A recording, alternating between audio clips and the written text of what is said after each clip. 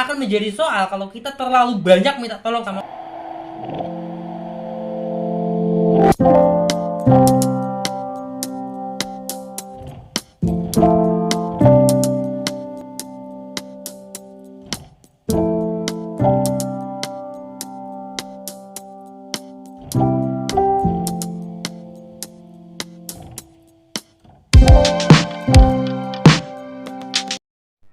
Assalamualaikum. Halo semuanya. Ini malam kedua saya jalan kaki dalam perjalanan pulang. Jadi kemarin sudah malam pertama saya pulang kerja itu jalan kaki. Ya alhamdulillah sebagai seorang ya asisten pribadi dan sekaligus teaching assistant dari ya salah satu guru besar di salah satu kampus negeri, saya alhamdulillah sudah mulai banyak ya kegiatan di dalam ruangan atau di kantor. Ya, sudah mulai memiliki jam kerja yang tetap.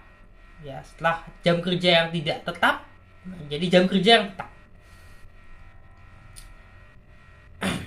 Itu menjadi satu perkembangan. Ya. Kalau kita menyampaikan sesuatu di media sosial, tentu yang bagus, yang baik adalah ketika kita menyampaikan hanya positif-positifnya saja. Setiap manusia pada kenyataannya pasti memiliki masalah sendiri-sendiri, pencapaiannya sendiri-sendiri. Yang banyak orang tidak tahu itu. Banyak orang tidak tahu hal itu. Kita punya teman banyak di masa sekolah.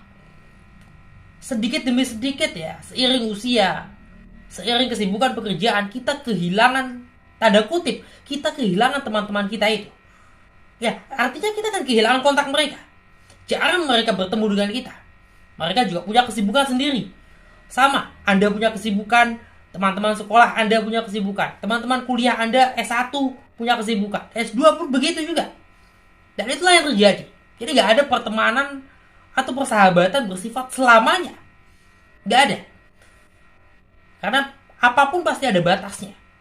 Apapun ya pertemuan, bahkan kerjasama sebuah tim, itu pasti ada batasnya. Segalanya berada pada ruang dan waktu. Maka dengan demikian kita bisa lepas dari, ya bisa meninggalkan, bahkan harus meninggalkan ya sesuatu atau seseorang yang ada yang harus kita tinggalkan ketika kita naik ke jenjang berikutnya atau beralih ya kegiatan ya. Dan kita nggak tahu apa-apa ya masalah orang lain. Dan kebanyakan masalah kita, misalnya masalah di tempat kerja, apa yang menyebabkan Anda misalnya pindah pekerjaan dalam waktu singkat, itu ada rahasia-rahasia di dalamnya. Baik itu mungkin rahasia perusahaan, kalau itu perusahaan, rahasia negara bahkan. Ini sebab-sebab ya dari ya begitu kencangnya, begitu cepatnya perubahan ya. Katakanlah 2019 yang lalu, di mana saya begitu kencang kelihatan berubah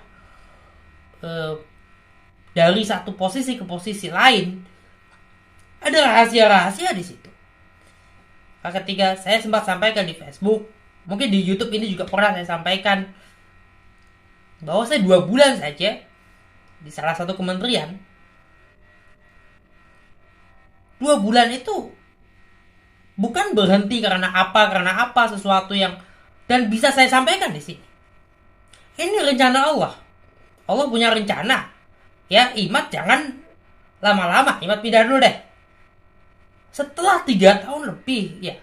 Setelah 3 tahun saya bekerja itu mostly ya kebanyakan dari rumah.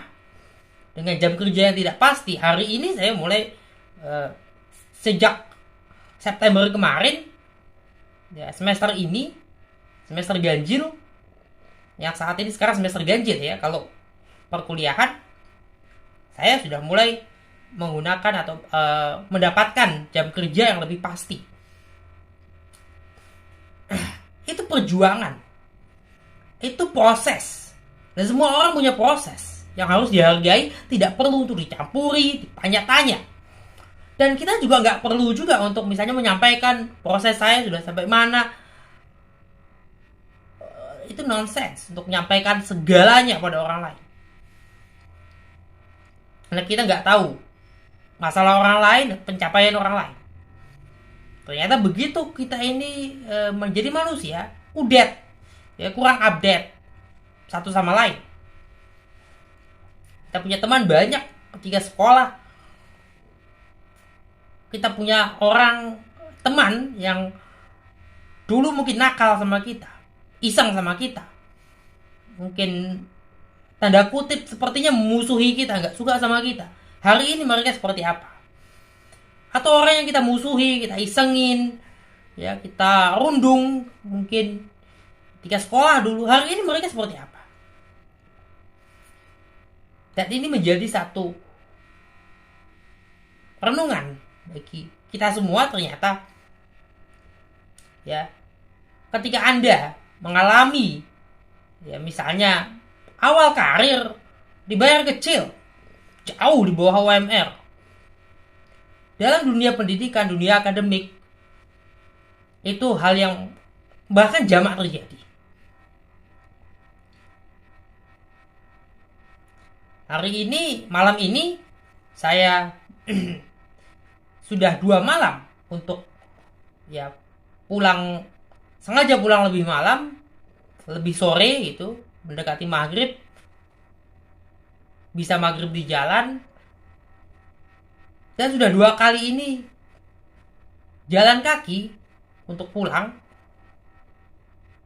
Dan hidup terasa lebih baik. Dan pastinya hidup kita ini sebetulnya lebih mudah.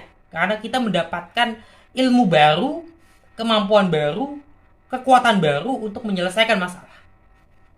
Sehingga kita tahu apa sih masalah teknis, yang mana yang masalah teknis bagi diri kita, dan mana yang bukan menjadi masalah teknis.